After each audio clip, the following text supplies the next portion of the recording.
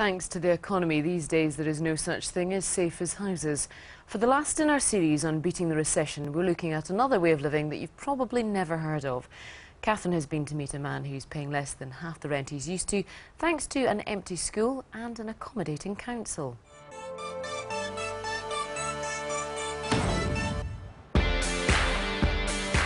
Every day, around 200 homes are being repossessed and 300 renters are being evicted.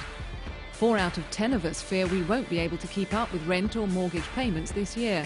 But cheap accommodation is available if you don't mind somewhere a little out of the ordinary, like a fire station, an office or a factory.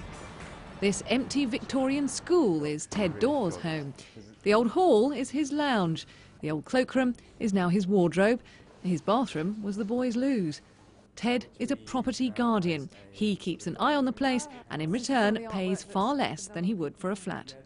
It's just great to get cheap accommodation, and no one else I know really lives like this apart from other guardians.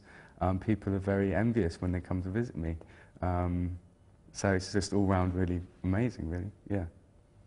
Soon the school is going to be modernised and reopened, but in the year and a half it's been empty, the council which owns it has saved £160,000 by using guardians instead of security guards. For campaigners pushing for the creative use of empty buildings, the beauty of the scheme is it deals with 2 consequences of recession simultaneously.